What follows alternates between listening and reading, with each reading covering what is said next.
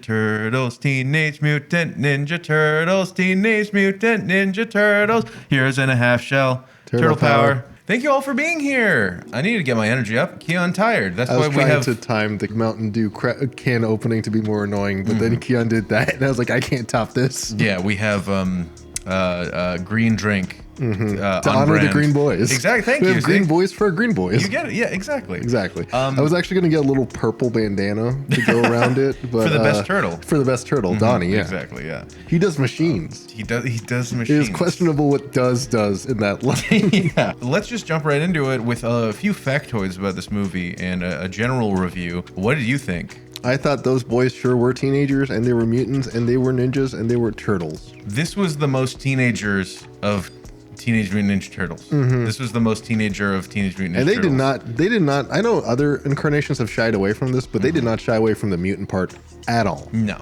In fact, I think they did a very good job with the mutant part. And definitely a lot of turtle representation. I don't think they were ninjas, though. I don't think the ninjutsu part of it, I didn't see a Rasengan. I didn't see a Chidori. I didn't see. I don't even think they did one Naruto run. Nope, no. Naruto chakras. Being the most famous ninja. Actually, they might have done at least one Naruto run. I did not notice one. Yeah, no, it was. I really enjoyed it. I thought it was a really good time.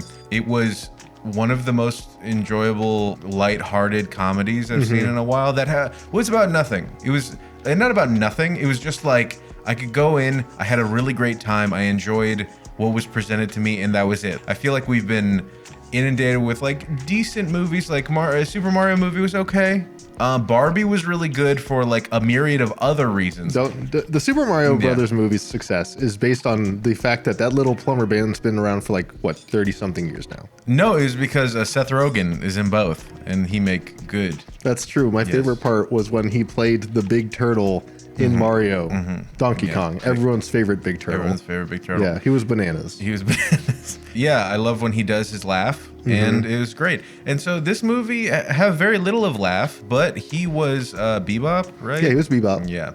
Did the movie, and he said that he's a perpetual teenager, and it makes a lot of sense because the dude's like 50 now or something, and he doesn't know how to talk to girls. Exactly, yeah, perpetual teenager. No, but I mean, like, this movie was very good. Here's the thing that people forget about the Teenage Mutant Ninja Turtles. Do you know what the Teenage Mutant Ninja Turtles are at their core? No. New Yorkers. This is the most New Yorker Teenage Mutant Ninja Turtles I've ever seen.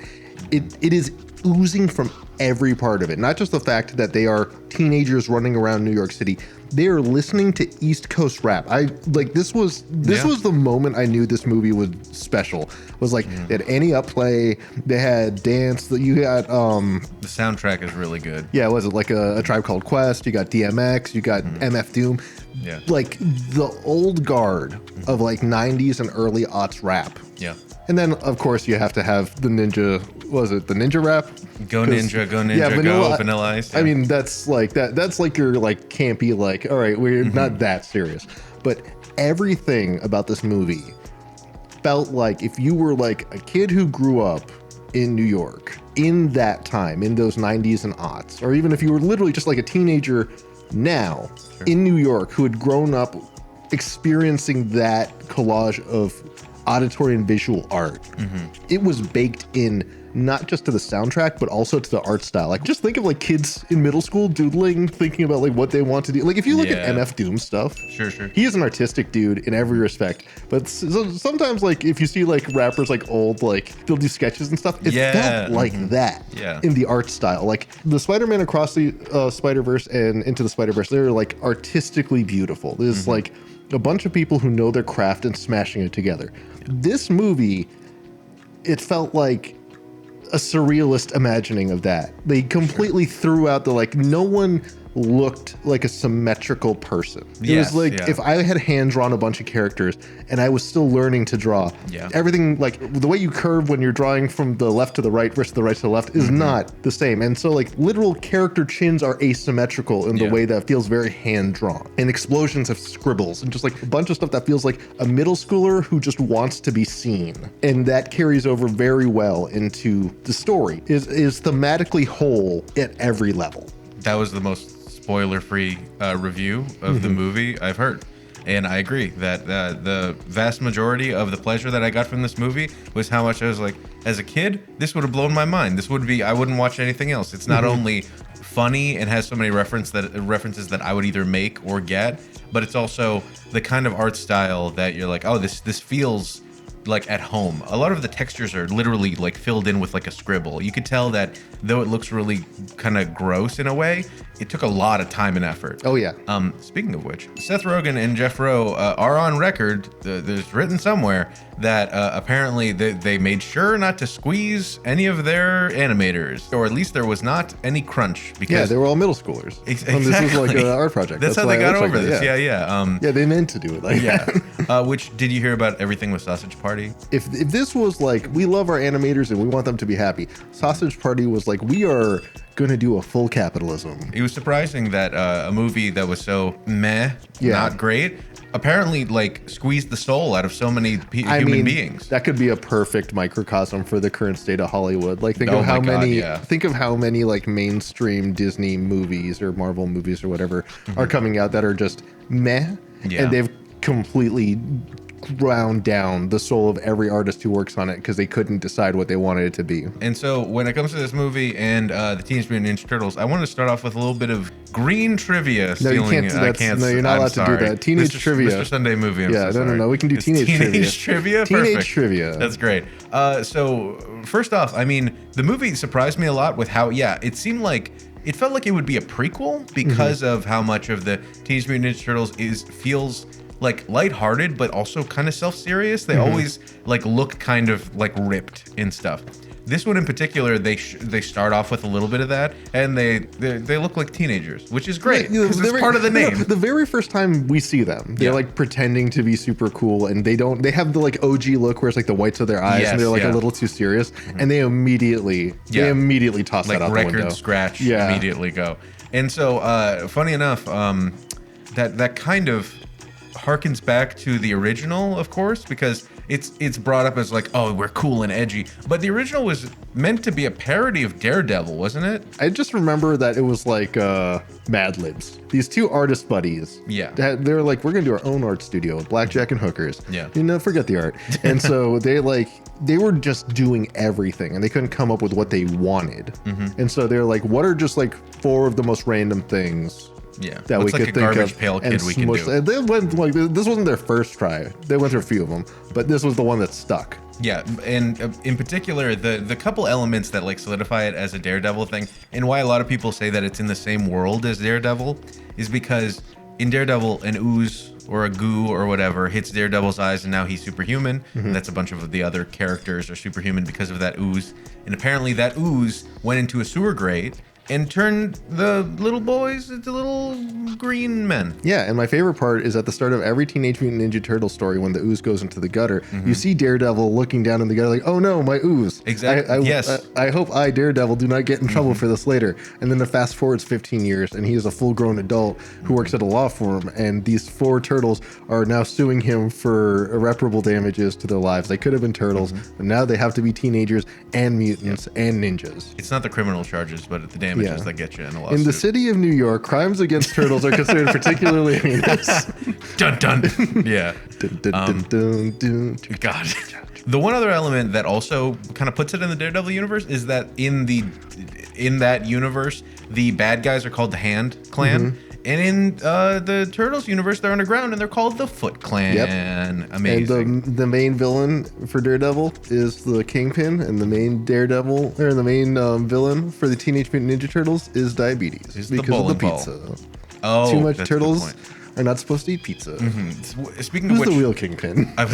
I was very glad. No, the real Kingpin is Pizza Hut, because I don't think Pizza Hut and the Teenage Mutant Ninja Turtles have severed ties for our entire lives. I remember as kids, we would rent a VHS tape of any Teenage Mutant Ninja Turtles like property and get a Pizza Hut pizza. Well, I mean, that's the ritual. Yes, exactly. That was like the you remember when you were in school and they had like the scholastic reading thing where it's like you read a book and you get like a personal pan pizza.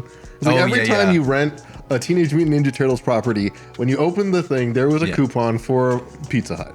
And to the point where, well, something that you reminded me of that I totally forgot about is that Michael Bay took a stab at the Teenage Mutant Ninja Turtles in the mid-2010s or something. And it was not good. Not good. But I found a clip of them doing something. I don't remember why it showed up in my feed. But something I forgot, Splinter was voiced by Tony Shalhoub. Amazing. Actually, like, very good casting. But then he, like, puts pizza on their table. I'm like, it's Pizza Hut all the way down. There's Pizza Hut right here. Yeah. And, like, I couldn't... The symbol? Pizza Hut. I couldn't not find any Pizza Hut in the lineage of the Teenage Mutant Ninja Turtles. So I'm glad that returned. Yeah. Fun fact, do you know about the Turtle Kid? The Turtle Kid? Yeah, he goes, I like turtles. You know this kid? I am not aware of this child. Oh my God, okay. I imagine this is a meme that I've somehow avoided for far too long. Yeah, Keon, play the clip. I like turtles. Fun fact, that kid has returned to be a part of the ad campaign for this movie. Really? Yeah, the kid was at a fair or something, and he got painted like a zombie. And the lady is just like, we're here at the county fair, blah, blah, blah. And she goes off for a while, and it's just saying, it's like, what was your favorite part? I like turtles. It's like you guys just saw it. It's the video.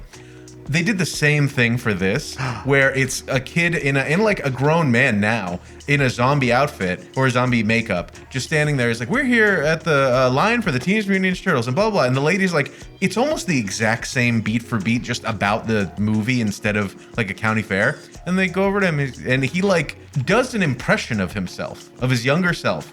And it's enchanting. And he goes, I like turtles. And then he walks away. And she's like, okay. And that's it. And it's an ad for this movie. It was fucking great. Like, I'm very happy they went through the effort of tracking down this human being.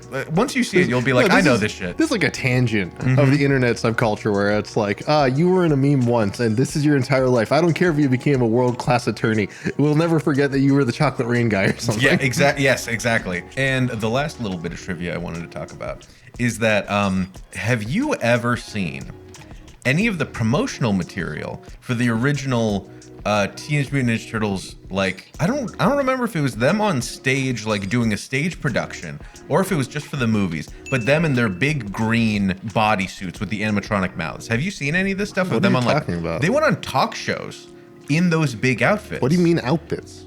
God. That was a documentary. Cameron, Keon, put it up on screen. This is an image of a human face inside the mouth of Donatello. I thought he just ate that, man. Exactly. I thought that was one of the many Foot Clan ninjas that they ate, because there's no way pizza alone could sustain these big turtles. That photo is fucking haunting. Like, it's horrifying. Yeah, that's why I thought he was eating. Yeah, and to lead into that, so they went on, I think it was Oprah, a clip, correct me if I'm wrong, because you're going to see it right now, where they're talking to Oprah and like just kind of chatting, and the turtles are like having a grand old time. And then I think it was Leo or Raph just says like, Oprah, I've been trying to talk her into an interspecies relationship for months now. Whoa, Raph, chill, man. And she won't do it. She can't hold her breath. No, she can't do it. The biggest problem is she can't hold her breath long enough, you know? what are you doing? These are children. I was about to make a joke about how Casey Jones goes off on Oprah for being problematic, but this is somehow worse. Yep. The one other element I did want to mention as we go into this is how much I loved the voice acting of the main cast. Yeah. So, fun fact, most of the other cast, like, there's a bunch of star-studded people in this movie. And of course, their schedules are pretty hard. These kids, I don't think, have been in too much else. They might have been. But they were all, like, more or less brought in at the same time to riff. So a lot of that like fun chemistry they have is not only them like just chit-chatting, which is really nice, but also that they're like improving stuff. There's a lot of improv jokes that made it in just because they actually got to be in the booth together and just like riff. And it's really, you can feel it. It's really nice in the movie. I like it. Yeah, this is something that has always frustrated me. I think Hollywood has had this problem since Aladdin, and not like the new Aladdin, the original Aladdin, which is like they think like, oh, we will have this big name actor play a character. Yeah. And that is like the whole selling point of the movie. It's like Robin Williams was not the selling point for Aladdin. Robin Williams was just perfectly cast as the genie. Yeah. The casting was perfect. And so it is making me happy to see more and more we're getting a little less of this, like, you have to be a famous person to have a really good, like a lot of really good voice actors nowadays. You've probably seen like a lot of actors who like also want to do voice acting, but then you're also seeing stuff like this where you have like a lot of younger actors. I know this is especially true on TV, where it's like there are characters that like if that character was not voiced by this kid, it would never sell. Exactly. Like I mean, if you listen to Half a Craig of the Creek, it feels exactly like this. I unapologetically, I love that show. Yeah. And it is so like there are so many just moments that like if they are not improvised, I have no clue how they feel so natural. And it's just like some very young voice actors who are just going off. I won't say that like the celebrity voice acting talent wasn't good. Like it was great. I really enjoyed like when looking back at it and being like, wow, these are really good performances. That was Paul Rudd. Wow. Like he was a lizard. Yeah. Or a gecko. Thank you. It was good because it just all felt good. Like it felt like everybody was having a good time. And that's the element that I feel like when you see a Seth Rogen movie where he's like in charge in a way, it feels like the majority of the time they're just kind of dicking around. And I think Seth Rogen would be very proud to know that when we were walking to the movie, we were inundated with the most strong weed smell I've ever smelled in my whole fucking life. It was like the spirit of Seth Rogen was there with us on the wind. Yeah. He was like, this movie is going to be as dank as the air you smell right now. And really set the tone. Yeah, real Pineapple Express scenario. God. So, you think we should go into spoilers? Yeah, what is a movie? The concept of a movie was originally pioneered in the 1800s by this concept of repeated images moving in cyclical motion. This has since advanced to the form of animation that we see now in the Teenage Mutant Ninja Turtles film. Is that your factoid? Do you want That's me to make my that factoid. Into a YouTube short for Yeah, you? yeah, that'd be great. That would be a fantastic. I think everyone would enjoy the extremely brief history of animation, starting from the first time some guy decided to put 4 pictures next to each other to the modern renaissance we're having in the form of a Teenage Mutant Ninja Turtle film. Well, a zoetrope, the circular thing you were talking about. I wasn't talking about zoetrope. I was talking about you put 4 pictures on the wall and you run by them real fast, and that's what animation was. Perfect. Wasn't that a thing? People would like put it on a cylinder and just run around the cylinder. Am I being stupid? Like this is the people who didn't figure out the cylinder spun. Spoilers.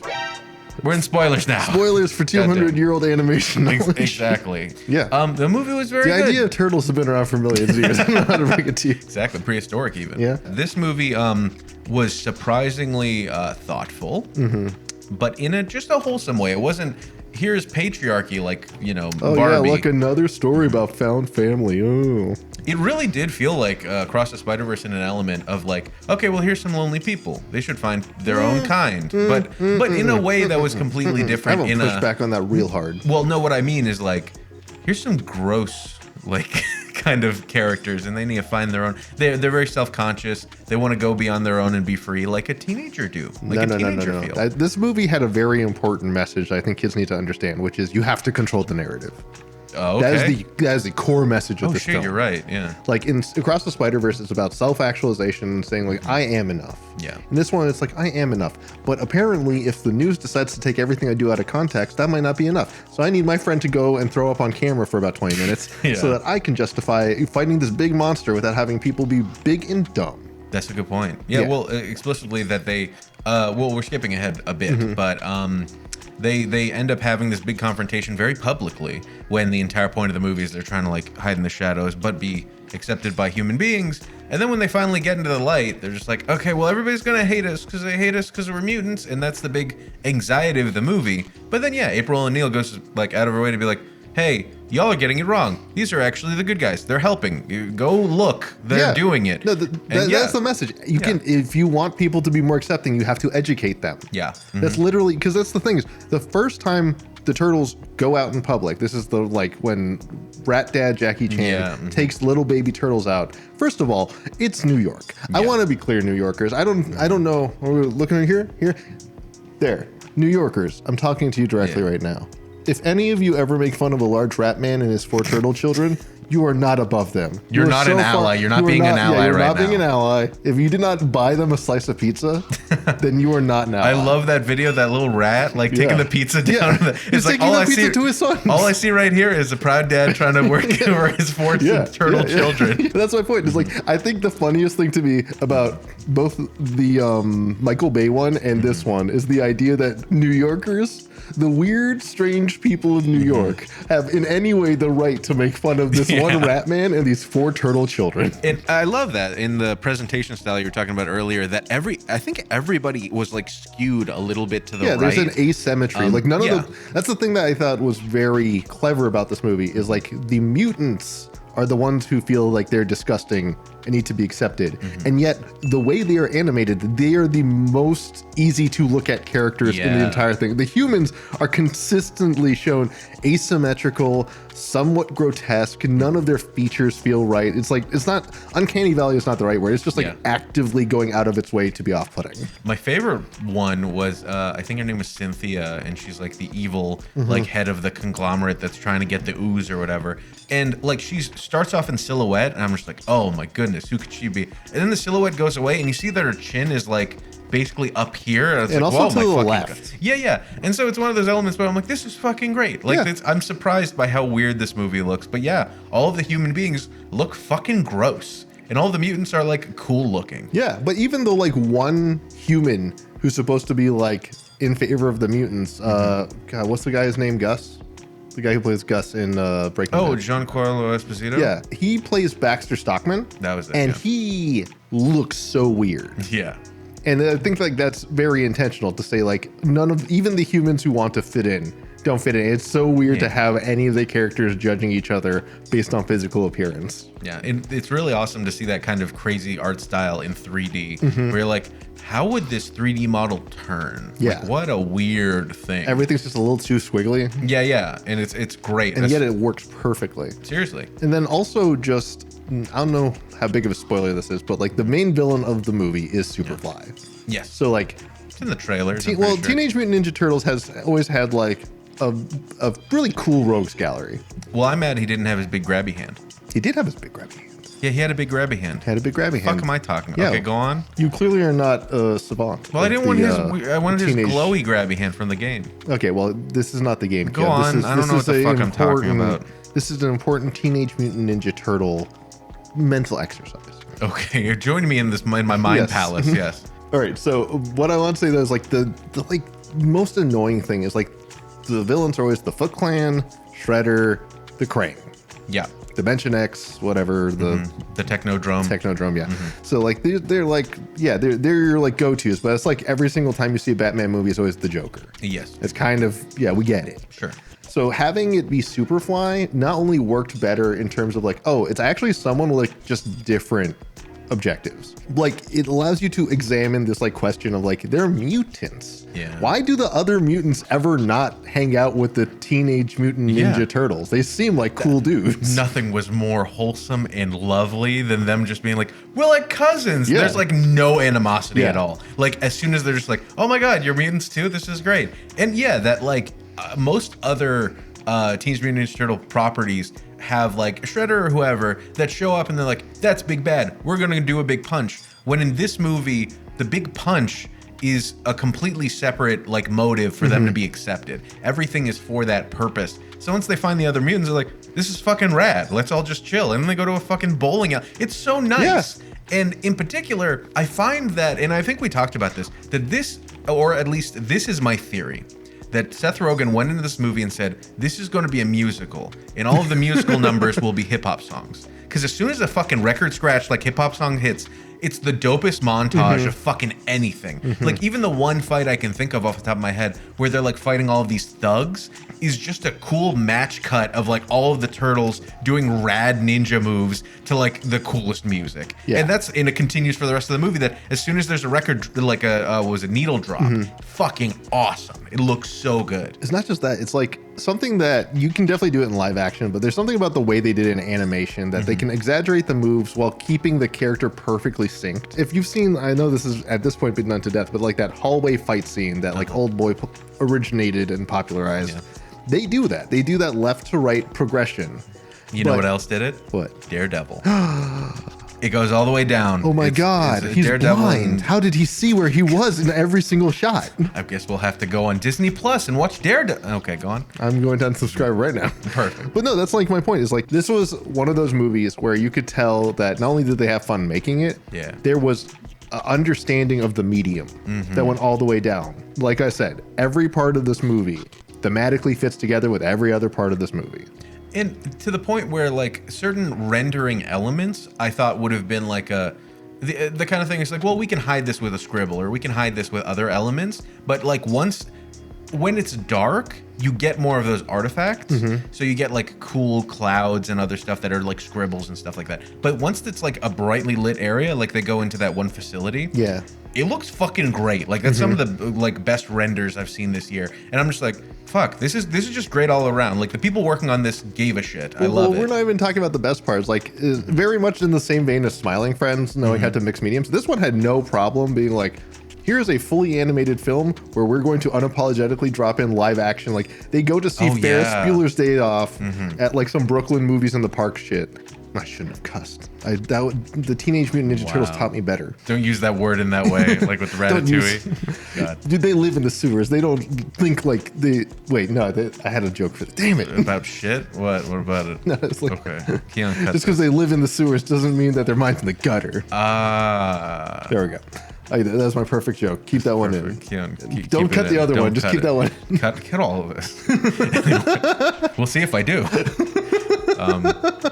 Anyway, no, but that's what I'm talking about. Like they had like and then I found something to teach you, ninjutsu. And it's just like a bunch of like YouTube videos of like people doing ninjutsu. As well as this is one of the few Teenage Mutant Ninja Turtles properties where Splinter is not like the rat of a kung fu master that also like picked up on it from being the rat of a kung fu master and then becomes a rat person because of the ooze. But then in Rise of the Teenage Mutant Ninja Turtles, that's my definitive Teenage Mutant Ninja Turtles because of how perfectly all the like silly and fun elements fit together. If you want more Teenage Mutant Ninja Turtles content after watching this movie, go see that. In that one, something that always annoyed me is like, why would a rat know karate? Yeah, exactly. Like I realized of all the things to be upset about in the Teenage Mutant Ninja Turtles, why would that be the thing? But in that one, they had no problem with being like, to give a more fleshed out backstory, they made the guy an actual like they basically said like, what if Bruce Lee accidentally got some of the ooze on him and turned into a rat? Exactly. And it's exactly like that. It's like this Bruce Lee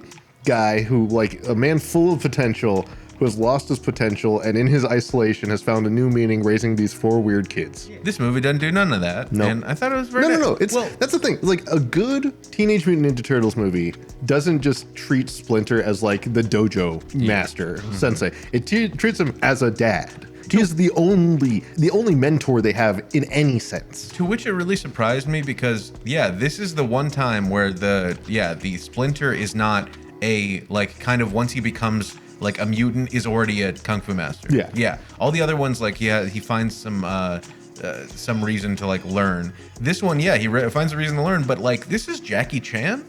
So what came to mind was a kung fu or not kung fu, but like martial arts expert. And so for him to be like, no, I'm just a doofy dad that's very protective of my boys, and that's his entire arc and everything. And that he's being a, not even a helicopter parent, but just like, very protective. And primarily that he only learned all of this incredible stuff to protect his kids. And that's it. It has nothing to do with being bored and learning martial arts. He's just like, no, you guys need to learn how to defend yourself. Well, there's also just like this part of it that's like very much emphasizing the teenage part is like they're literally in the lab. Yeah. And their doofy dad comes to save them. And that is like my absolute, I don't know why animation is so good at this and every other medium is not. Yeah. Because they will do that thing where it's like the parent is always like a goofus who's just goofing around all day and the kid's like, we don't take you seriously, dad. You're just a goofball. And then like somewhere in the middle of like the second act, the dad will come and just mess stuff up. Or the mom will come and just turn out to be a super ninja or it's like Mitchell's versus the Machines. Yeah, or whatever, where it's just like, your parents have lived a life before you. Yeah. Or this parent, you only know them as a doofy dad because you've always spent your life in the context of their child who they're constantly like working really hard to ideally try to take care of you and make sure you grow up a happy, healthy, protected life. And then he it's the funniest thing. This is my other favorite thing. It's like very clear to me, like they are not like Ra's al Ghul super ninjas. They are sloppy at their fighting. And it's like very clear that if they didn't have the ooze making them just a bit stronger than like a comparable person, they probably would not be winning half of the fights they're in. Yeah. My childhood was spent in a karate class after school most days, and it felt like that. It felt like I just need to get some energy out, and so I'm gonna do some dumb bullshit with a fucking katana or whatever. And he did not have a katana. I made sure of that. I did not have it. No, I had a size. Whatever Raph Yeah, has. he has Raph's. He had size Why I'm wearing and red. I'm not kidding.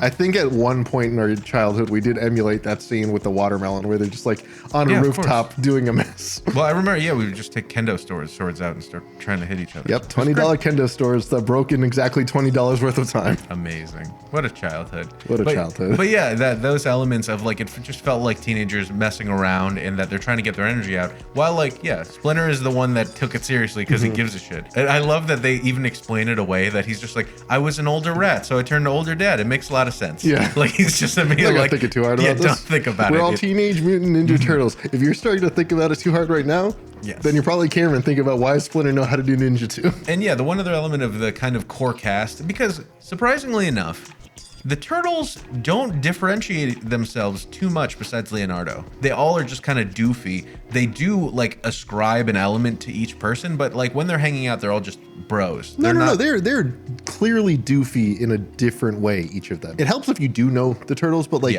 Leo is always supposed to be the more responsible, like he has specific wants and he thinks, and he's like that misguided kid who thinks if I do these things, then I'll get my wants. Well, in this, he's like the narc just because he's like, I'm responsible. That's kind of like emulating how he's supposed to be the leader, or the fact that like Donnie is always nerding out with like gadgets. Like in this one, he's not like inventing wacky stuff, but he's usually the one who has like, he's the only one with a laptop. Yeah, exactly. He's the only one who is actually like whacking away at computer bits. And Mikey likes improv. Like he's not as much of a zany goofball that like derails everything. They're all friends. Yeah. And he's just also the one that likes to make a couple more like zany jokes or be like kind of the dude bro. And then Raph. And then Raph is just like a roughhousing rough boy. And that's like that is exactly he's angry. Yeah, that's just like the exact feeling of like these are teenage kids who are just trying to figure out their lives, and these are the like, one is a theater kid, one is like a tech nerd, one is like the kid who's probably going to get way into wrestling, and then one's going to be like school newspaper, and it's like the best part is like they realize that at the end of the movie when they finally, big spoiler, go to school. Yeah, God, that was so nice. Oh, because the movie has bigger things to say than you will be in the sewers and you're gonna do a fight about it. Yeah, and then maybe people will accept you. It's like, no, people. There's like that's always driven me nuts. It's like, how at the end of every Teenage Mutant Ninja Turtle story do they still have to go back to the sewer? Seriously, like I get that they live there, but they don't have to live there. Yeah, that montage at the end was so nice, just because they're like, they've not only saved the city, but they're also just cool. They get along with people. They're not like dickheads. They're just really like not even misunderstood. Just like they feel that same anxiety that everybody does going through puberty, where it's just like, I'm a creep and a weirdo and I don't know what to do. What am I doing here? I don't belong here. The song Creep, I said just now. That was the song. Their own individual elements are not ripping them apart. A big thing of Teenage Mutant Ninja Turtles storytelling is how much like their own individual wants get in the way, and Raph eventually turns into like, what is it, Ronin? Yeah, he like goes off and becomes like a loner dickhead. And like this one's like, no, fuck it. Who gives it? Why would we do that? If you have a friend group, all four of you are ideally not the exact same person. Yeah. But they're all still bros. You're all different weirdos and you all still hang out together. Yeah. And then finally we have April O'Neil, which looking back, how many times do we actually see that like her reporter or like journalism elements play a role in any of the storytelling, like of any of the prior stuff? It doesn't feel that important in a lot of them. I feel like, especially going back to like your point about Daredevil and stuff. Yeah. Teenage Mutant Ninja Turtles cribbed a lot of stuff from like early comics. Yeah. And I feel like being a reporter, or like in Green Hornet's a newspaper guy and Clark Kent's a reporter, all that stuff, it was just like an excuse. Like, why is this specific jackass always out there and no one like has thought about this? Fair. And so this one, they very much like, all right, she's kind of like a reporter, but they updated it to feel like, yeah, she's also a teenager. So it's not like weird that this older lady is hanging out with what are presumed to be 4 teenagers. That's what I mean, is that in all of the other properties, it feels like reporter was like a backseat, when this one is like not only the reason why she gets involved, but also like a big point for her is that she similarly is trying not to feel weird and gross because she threw up on camera and it was rendered vividly several times. So good. And she's trying to prove herself, and so are they. And so it's a weirdly good fit. But then also once they start interacting, like, she's just another teenager. There's really nothing. She's such a perfectly flawed like judge of character that in the beginning is just like, so do you think people are gonna like us? No, you guys look gross, because she's dealing with the same problem. That she's like, if they don't even like me, they're not gonna like you, when it's not even the point. You know, people are just mean. It's high school. That's how it do in movies. That's the funny thing is like you did not need her to ground it in a very like human problems that the turtles are going through, but having her emphasizing the fact that like she is a human and she has the exact same problems where people make fun of her for one thing that happened to her. People will make fun of how she looks. People will make fun of how she acts.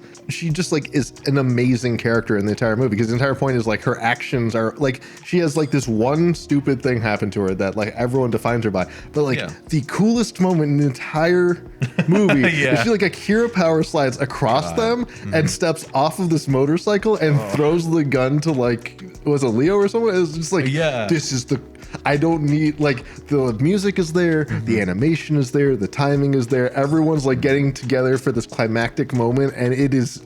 Oh, I wish I could live in that moment. Yeah, it was so perfectly executed. Like that's like when you're a kid and you have those movies that like you really feel them while you're watching them. It's like you're like watching Luke Skywalker do the trench run. You're like, oh man, he's got to make it. Oh no, like I love it when animation. In like Spiderverse made me feel that. This movie made me feel that. It's that like perfect moment of like they nailed it. It felt like Scott Pilgrim. Or it's just like the perfect like sound effect or like moment where it's just like it all just fits. And honestly, I don't think that does this movie justice. Yeah, no. Because I cannot stress this enough. The fact that they used live action elements not as a core driving part of the story, but just as like kind of like a background element, it helps keep you in the space.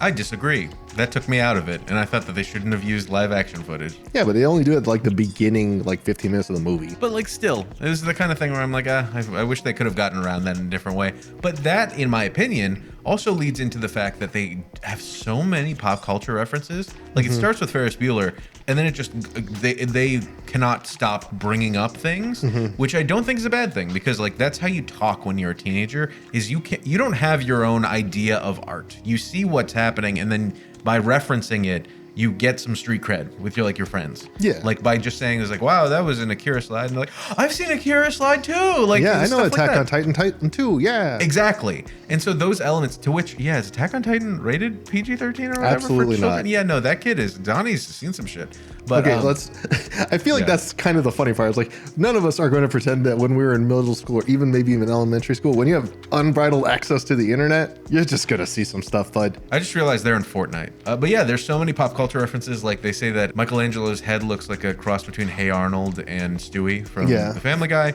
And it's so many things. One of those is a Nickelodeon property. They'll have to do that. Exactly. And yeah, there's like a bootleg SpongeBob in Times Square. Looks so gross and terrible. I loved it. Fantastic. Yeah, and there's so many pop culture references that in the movie, like in the trailer, that guy says, they look like little Shreks to me. It's like, can he say that? And it felt like the movie is probably going to be dated after a little bit, but is pretty true to how like we all speak now and how kids get along. If you guys have seen the movie, I think it's 8th Grade, the Bo Burnham movie. Yeah. Do you see that? Where the end of the movie is like still two awkward like preteens talking to each other, but they hit it off because they end up just bringing up Rick and Morty. Like the kid literally does like the re noise from Pickle Rick. Yeah, exactly. And the girl finds that endearing. Yeah. And like to anyone who's seen the horrible ways that's played out. Oh God. That is just very dated. They couldn't have remotely understood the cacophony that would erupt after that. But I think that doesn't diminish the quality of what Bo Burnham managed to put out in that movie. There is a component to this movie that feels like it speaks directly to people of color and especially kids of color, because I remember it didn't matter what race you were or what kind of person you were. We all knew what Dragon Ball Z. I remember distinctly one of the best first like nights of college was me and every shade of person just going off about Dragon Ball Z in the student union at like 11 at night. And this idea of like there's something about like you can have media that even when it is flawed, it is transcendent. And having the way they talked about that media feel very much like kids who are innocently trying to find connections with each other and trying like that's what's beautiful about the mutants as well. Technically, all the mutants are the same age, so they feel like they are coming together, even though they all look hilariously different. Yeah, and I would be very curious to hear how like people who've probably experienced the world having much darker skin than me would feel if they feel like seen both in terms of like the style, the substance, the music, the culture, how they represent not just like the art style, but like the grittiness of New York, like Sure.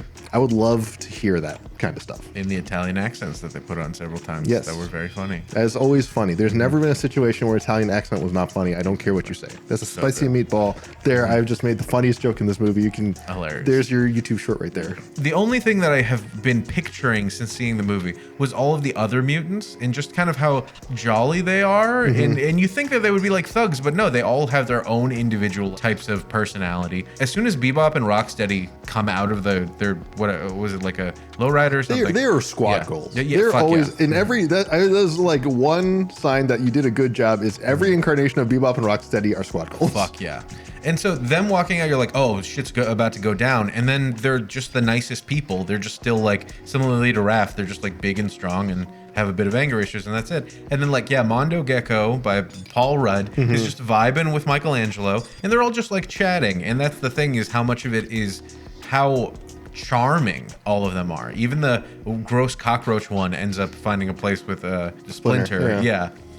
Which like harkens back. It's weirdly like set up like Chekhov's gun with the cockroach at the beginning. It's like, oh, this is, oh, they thought about that. That's crazy.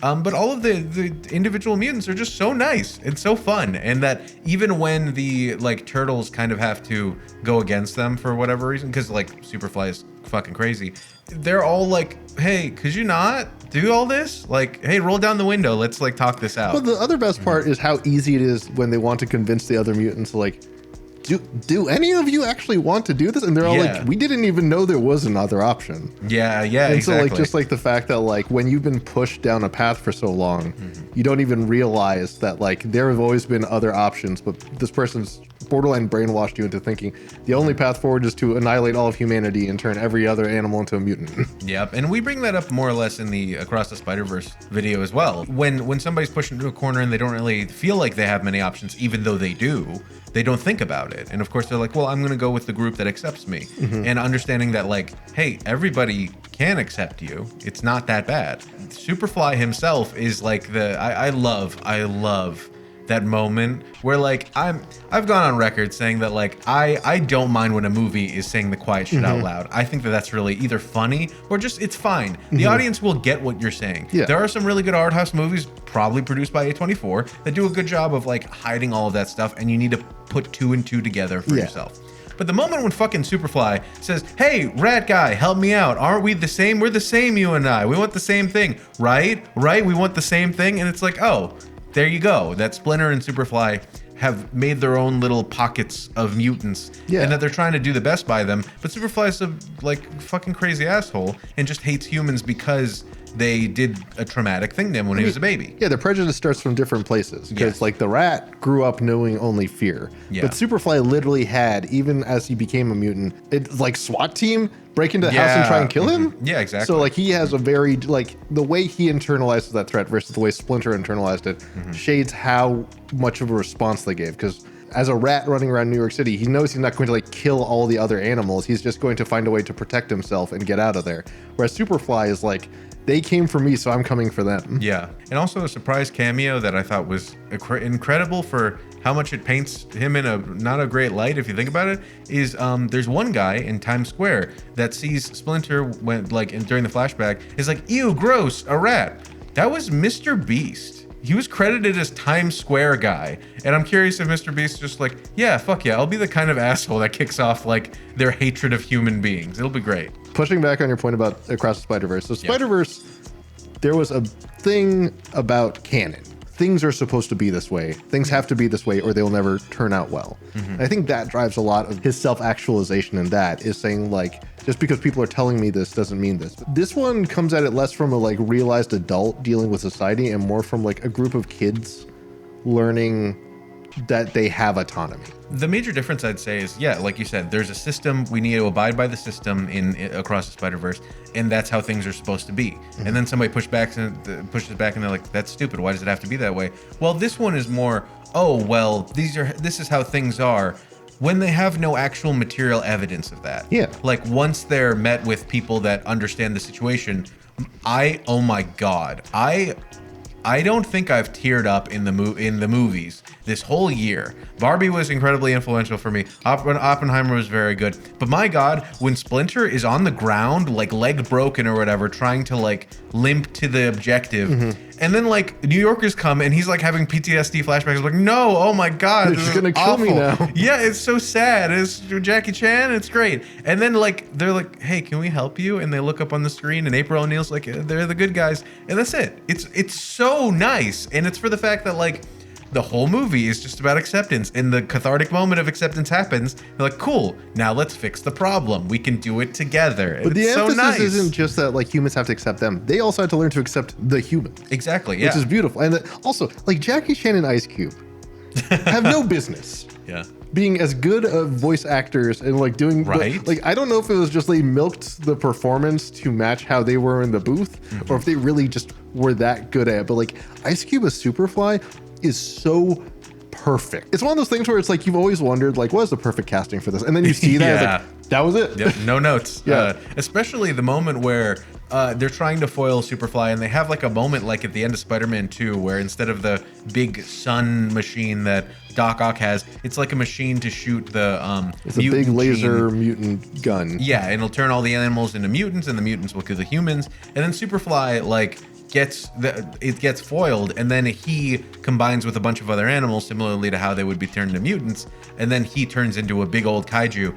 And it's the moment when he says like, oh, this is way better, thank you, turtles, and then goes away. It's like so fucking good. Yeah. Like all of his deliveries are fucking on point. It's a fucking great. That's a man who's committed and positive. Yes. That's the most dangerous thing, is not a person with a plan, it's a person with positivity. Exactly. Also, I you gotta cannot put it up on your vision board. I also cannot stress enough, like I really think the unsung message of this movie is the ultimate way to combat hate is with education. Yes, exactly. Like the moment that's like the most important thing is having a character like April, who is supposed to be a reporter, who knows how a narrative can ruin a life, acting as the person protecting them by writing the narrative for them. Yeah. That is so core to what is like not only important for kids to know in terms of like how they want to present themselves, but also into thinking about like what are the things you've heard about other people that you might need to go back and re-examine because you don't know where that narrative came from. Seth Rogen making a movie that has this kind of message for kids is awesome. Like this is the kind of movie like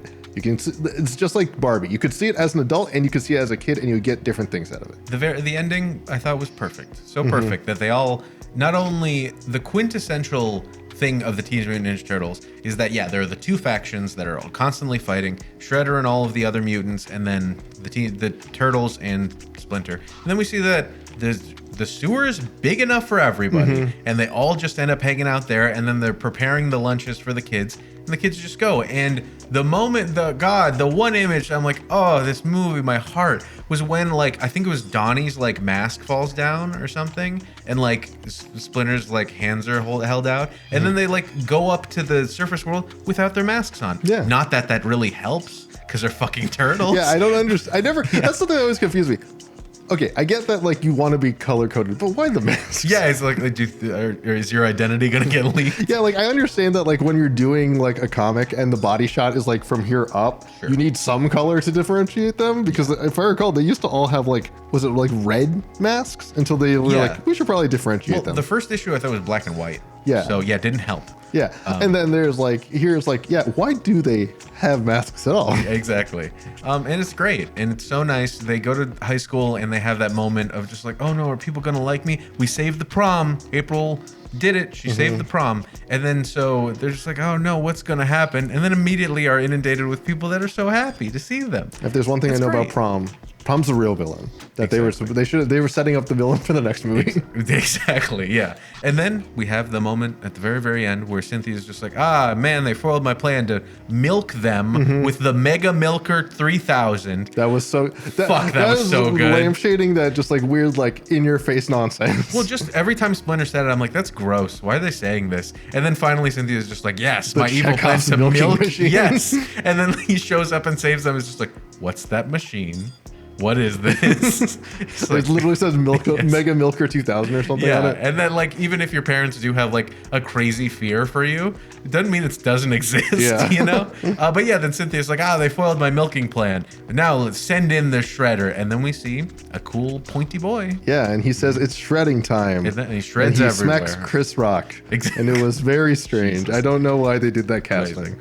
Yeah, and that's the end of the movie. No post-credit scene, and it was very lovely. And I really hope everybody goes and sees it just because it's nice.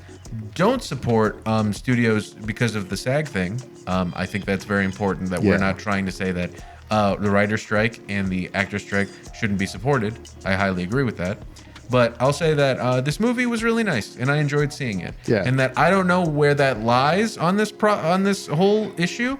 And for the near future, for every review that we do, I don't know if us reviewing that is good or bad for the strike. But regardless, I enjoyed seeing this movie. I think here's how I've reconciled it in my mind. I definitely support them. I support the strike.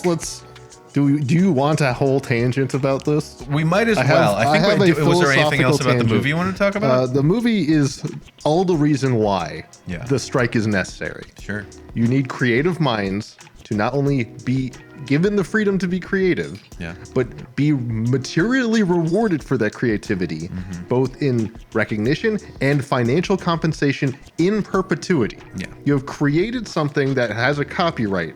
The person who created the studio, who had the least creative input, should not be the one getting the most material benefit. Fair. Personally, I understand the irony that we spend money to go to a movie theater to see a movie we want to see.